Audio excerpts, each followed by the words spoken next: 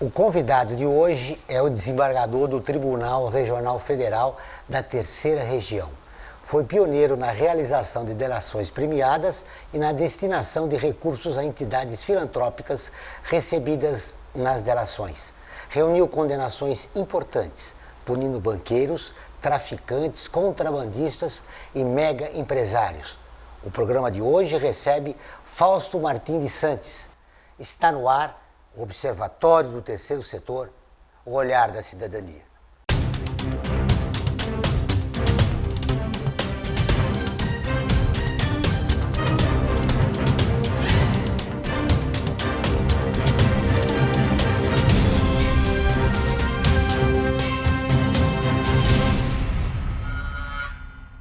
O senhor atuou na Operação Castelo de Areia, que investigou o esquema de corrupção envolvendo políticos e a construtora Camargo Corrêa, e agora está agora sendo processada pela Operação Lava Jato. O que mudou na Justiça nos últimos 7 anos? Bom, hoje a Justiça, a gente pode dizer, está mais coesa, está mais... não gostaria de falar contra colegas ou mesmo a favor, né? Cada um toma a sua decisão que é soberana, mas há um ambiente diferente, um ambiente que leva os juízes a tomar fatos graves como graves, e antes parecia que havia uma exacerbação do direito de defesa mesmo e desconsideração do direito da sociedade. Então eu acho que hoje há um equilíbrio maior nas interpretações. É aquela dificuldade de punir o crime do colarinho branco. Olha, você sabe que o devido processo legal é uma arte, né? A arte de contrabalancear uma parte e outro lado, um direito e outro direito, ou ambos princípios, o princípio de resguardo dos direitos do réu e o princípio do resguardo dos interesses da sociedade. Então, fazer esse equilíbrio numa decisão judicial não é fácil. E agora eu acho que o Judiciário, com a sua experiência que vem tendo nos últimos anos, teve um mensalão, eu acho que o Supremo ganhou em experiência, coisa que aparentemente não tinha, de lidar com casos concretos, julgando como se fosse o primeiro grau, porque na verdade ele julga como o primeiro grau no foro por prerrogativa de função. Então eu acredito que esse é o grande diferencial hoje. É um Supremo com um outro olhar, um outro ângulo, porque no passado as decisões eram reformadas e era claro isso, os argumentos da reforma eram muitas vezes baseados em inexperiência. A pressão popular, a cobertura da imprensa foram fundamentais nessa mudança? Olha, eu acho que deve ser uma consciência pessoal de cada julgador. A pressão popular, por si só, ela não pode exercer o poder de mudar uma decisão. A decisão tem que ser pautada tecnicamente, óbvio, levando em consideração as expectativas da sociedade de atuação do Poder Judiciário. O Poder Judiciário tem que atender a sociedade nas expectativas que são legítimas dessa sociedade. O protagonismo da justiça será importante na consolidação da nossa democracia? Sim, eu acho que o protagonismo é importante em qualquer democracia. O Poder Judiciário ele assume na sociedade moderna, democrática, uma função primordial, que é exercer a igualdade, né? Constituir a igualdade. Então a função do Poder Judiciário é uma função reparadora, de igualar. E isso só é possível com o Judiciário hoje em dia. Você sabe que a igualdade é um plus ao Estado social, ao Estado do bem-estar. Não adianta existir um Estado bem constituído se nós vemos a desigualdade em todo lugar. Então, a simples existência de uma favela já denota uma distorção da nossa sociedade. Então, cabe ao Judiciário fazer esse papel, né, de colocar todos sob o império da lei e garantir esses direitos de muitos que não os têm. Uma das preocupações é que a justiça não seja utilizada politicamente. A última fase da Operação Lava Jato, ela demonstrou pela divulgação de alguns contatos telefônicos entre o ex-presidente Lula e a atual presidente Dilma, que foram depois considerados ilegais. Isso não é um claro exemplo de utilização política? Toda decisão pode ser usada politicamente, né? Por isso que eu acho que é importante que o juiz veja o alcance do que está decidido, porque o uso político ele pode levar a uma compreensão política de um fato quando o fato não é político, é um fato técnico-jurídico. E isso não é bom para o juiz, porque acaba o juiz, o judiciário, sendo colocado contra a parede, quando as provas, só quem tem apreciação é o juiz que está à frente desse caso. Então, a leitura política pode vir em desfavor ao judiciário e a verdade pode ser retratada de uma forma que não é aquela verdade dos autos. É muito perigoso. Por isso que sempre eu tive a preocupação de evitar vazamentos e divulgação de interceptações, de processamentos que não precisam ser divulgados. O processo é público, as decisões judiciais são públicas, mas a prova deve ser resguardada no feito. Agora nós vamos para o intervalo e voltamos dentro de instantes.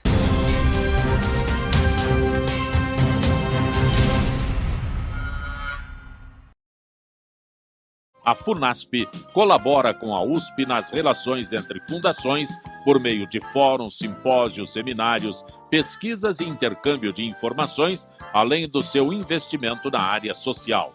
Para melhores informações, entre no nosso site www.funasp.org.br. FUNASP, um marco entre o universo acadêmico e a sociedade.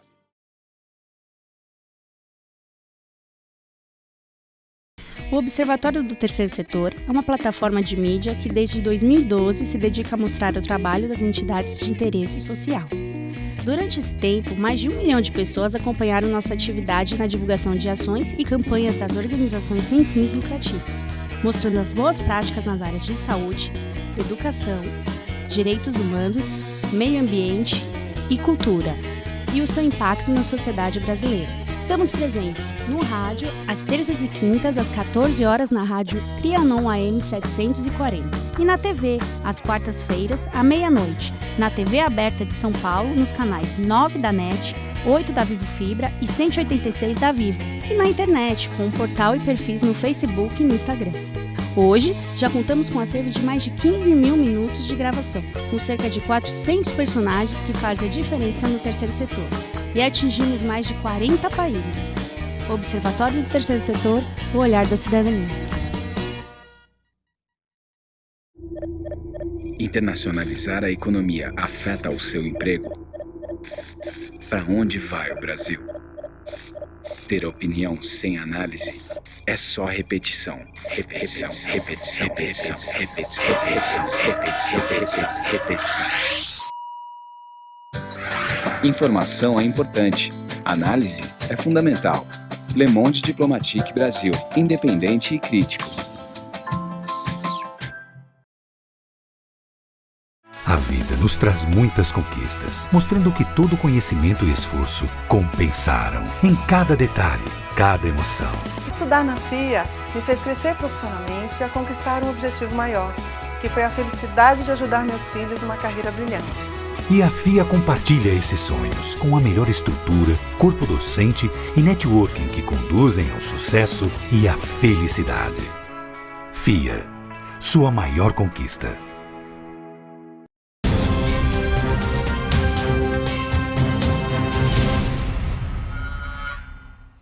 Voltamos com o Observatório do Terceiro Setor, o olhar da cidadania. Doutor Fausto, há um clamor de um segmento da população brasileira contra a presidente Dilma e o PT.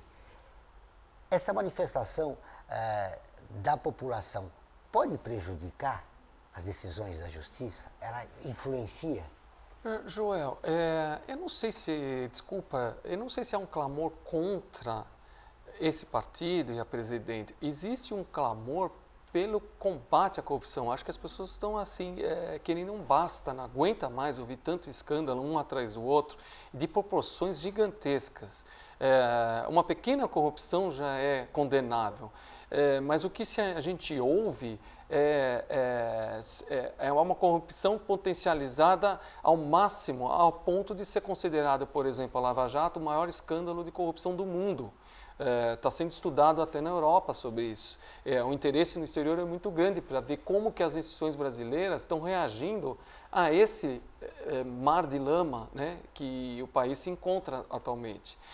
Então eu acho que a população, ela clama, e isso vale para qualquer orientação política, ela clama para um país melhor em termos menos corrupto. E parece que muitos se justificam como se fossem regras do jogo e fins justificam os meios. E isso não é absolutamente condenável, não pode, tem que se repensar o país. O país quebrou, não só financeiramente, mas em termos... ponto de vista moral, né? Ponto de vista moral e ponto de vista institucional, ele quebrou, tirou a base, porque muitas das ações políticas estavam alicerçadas em condutas não éticas. E agora o país tem que ser repensado, até porque o Estado ele passou a ser protagonista e vítima da sua própria ação, que permitiu que o crime organizado tomasse conta do país. O senhor foi responsável por prisões importantes como a do doleiro Toninho Barcelona, o banqueiro Edmar Cid Ferreira, também Daniel Dantas, e o ex-prefeito da cidade de São Paulo, Celso Pitta, e do mega-traficante Carlos Ramírez Abadia, na Operação Satriagarra. O senhor sofreu ameaças? Olha, eu já sofri ameaças, eu sofri 3 períodos de ameaças. Muita gente me pergunta isso, sobre se eu temo. Eu acho o seguinte, quem valoriza a vida, teme a vida. Agora, temer a vida numa profissão que eu exerço, pode acontecer, mas o temor não pode chegar ao ponto de fazer com que eu deixe de agir. Eu acho que cada um deve lidar com seus medos silenciosamente. Eu acho que todo mundo tem seus medos, a vida é um risco, né? E lidando silenciosamente, você tenta equilibrar as coisas, se equilibrar. O importante é fazer o que gosta, né? Eu sempre gostei de atuar no judiciário como juiz dedicado e fazendo o que tem que ser feito.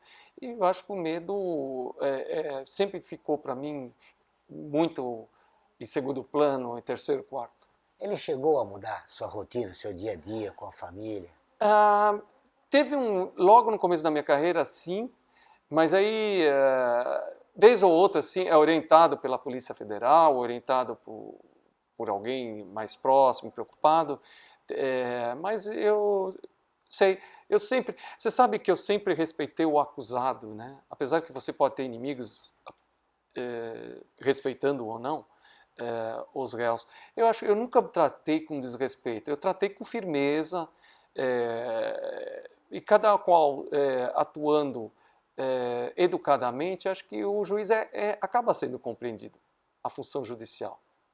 Voltando ao tema da corrupção, nós temos um problema endêmico aqui no Brasil, né? Temos a pequena, a média e a grande corrupção. É um problema cultural. Como é que nós mudamos isso, doutor Sainz?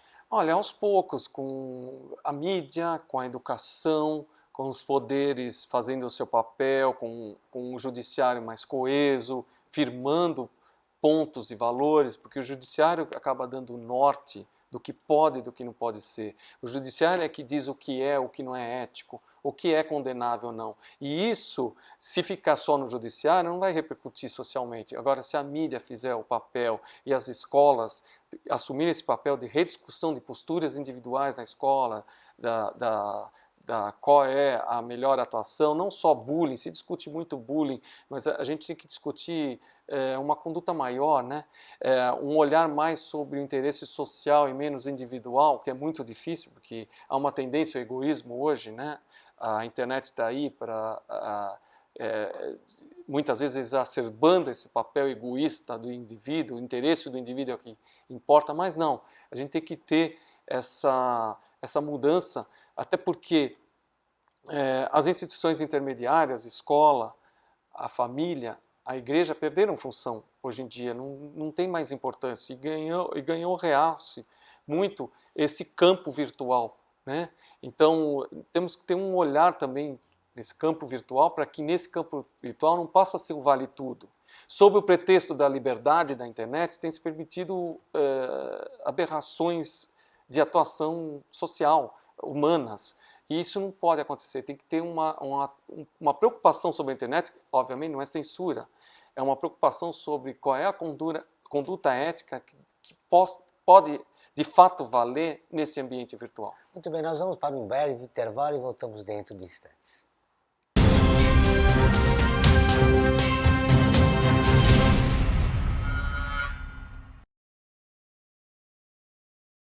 A vida nos traz muitas conquistas, mostrando que todo conhecimento e esforço compensaram em cada detalhe, cada emoção.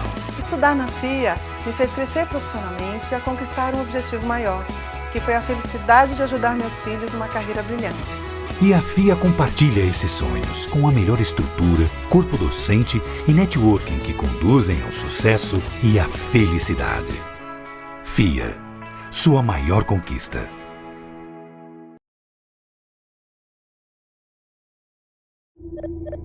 Internacionalizar a economia afeta o seu emprego? Para onde vai o Brasil? Ter opinião sem análise é só repetição. Repetição, repetição, repetição, repetição, repetição, repetição, repetição, repetição. Informação é importante. Análise é fundamental. Le Monde Diplomatique Brasil. Independente e crítico.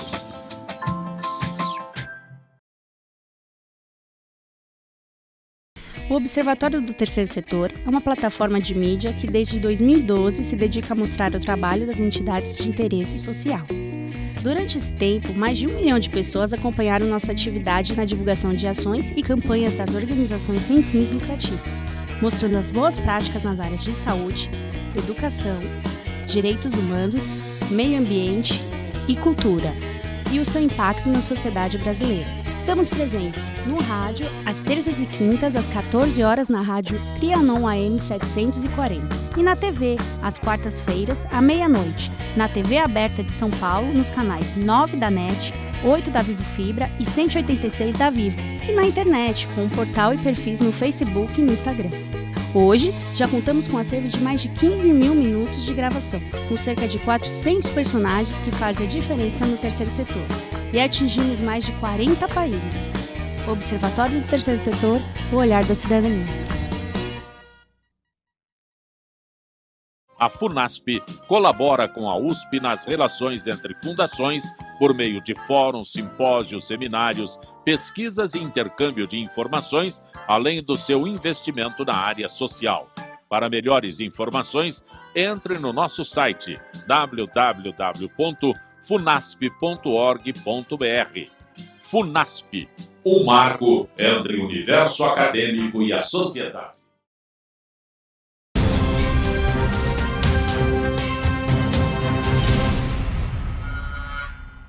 Chegamos ao último bloco do Observatório do Terceiro Setor, o olhar da cidadania. Hoje o nosso convidado é o desembargador Fausto de Santos.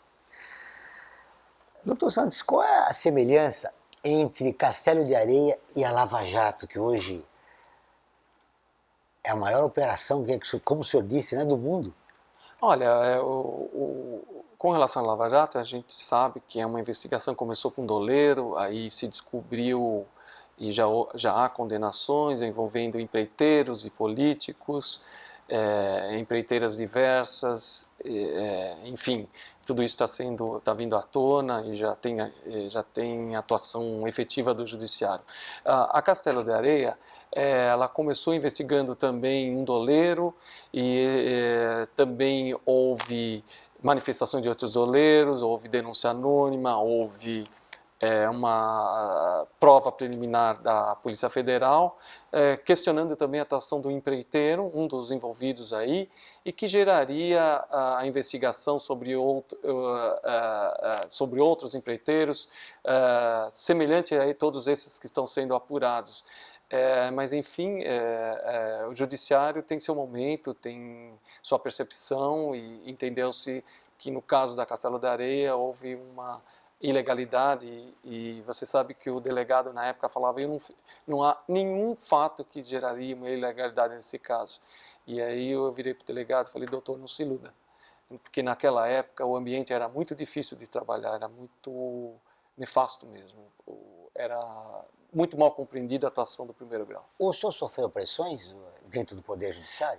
Pressões eu sofri muito, né? Pressões diversas, mas pressões que vinham dentro do próprio poder, como de advogados, pressão do próprio fato em si, da própria população, mas o juiz tem que estar meio equidistante de tudo, né?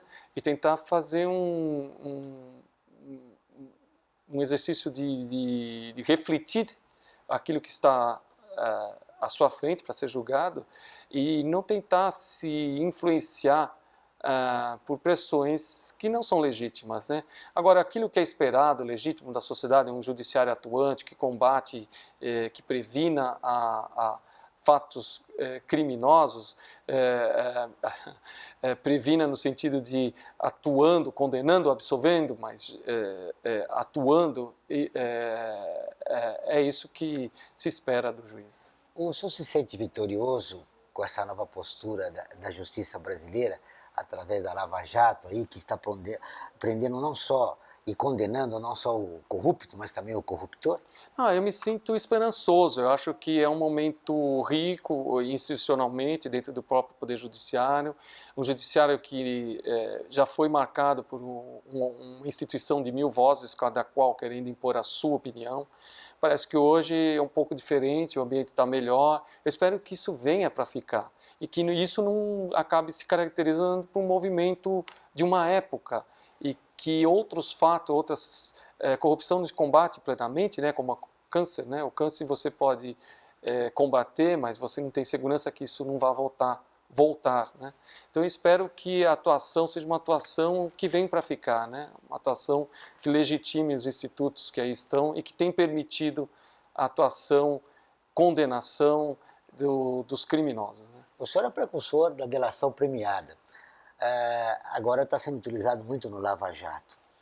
Ela é um instrumento correto que pode realmente punir, sobretudo o corrupto? Olha, a corrupção, quando ela é macro, que no exterior fala colusiva, né? Há um conluio de corrupção sistêmica, o combate só se dá de alguma forma. E as 3 formas que são sugeridas é transparência, concorrência no setor, né? Então não basta o fornecimento do serviço por um só, e o uso de delatores. E a delação ela é ética, por incrível que pareça. Muita gente combate o Instituto como não sendo ético, mas ele é ético à medida que ele busca a proteção do bem jurídico, que é justamente a administração pública, proteger a administração pública com a descoberta da verdade, com a punição do delator e daqueles que ele delatam, desde que vier respaldado por provas outras, que não só a delação. Eu acredito que é o instituto que se consagrou com a Lava Jato, que estava sendo contestado e foi contestado muitas vezes, na época em que eu comecei fazendo delações no campo de crime econômico, que não existia.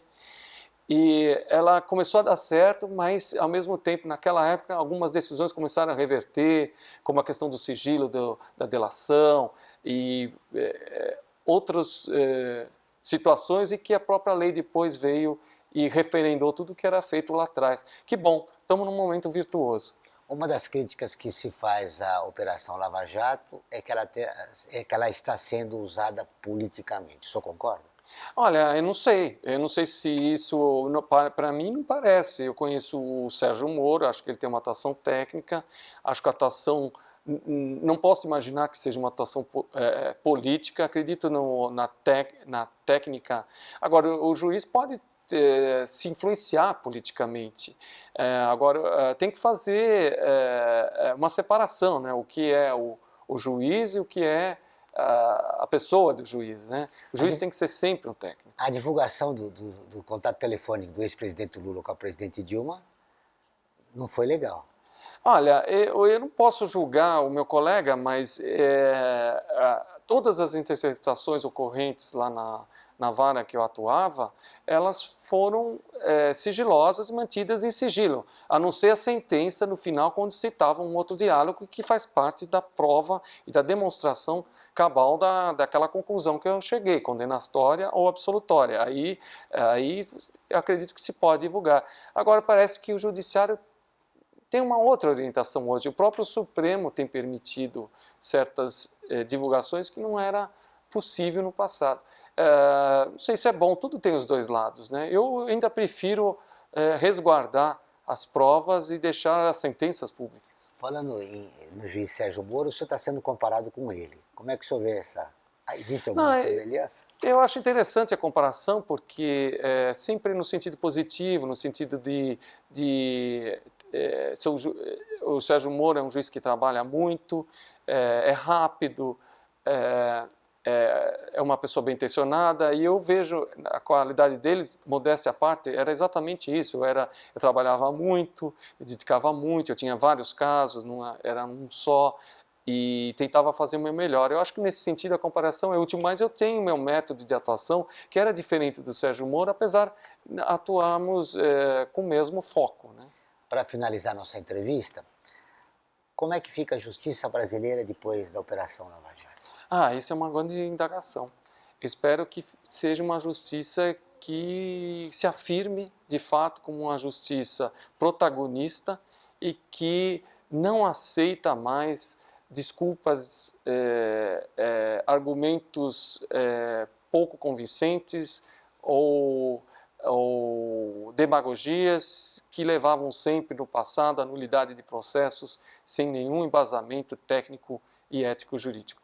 Eu espero que a justiça se firme de vez como protagonista no combate e na prevenção do crime organizado econômico. Frazer Ribeiro, muito obrigado pela entrevista. Eu que agradeço. O Observatório Terceiro Setor dessa semana termina aqui, mas nós queremos continuar em contato com você. Acompanhe notícias, artigos, nosso programa de rádio e TV e muito mais no portal www.observatório3setor.com.br. Envie comentários, críticas e sugestões. Participe do Observatório do Terceiro Setor na construção de uma sociedade mais justa, solidária e sustentável. Até o próximo programa.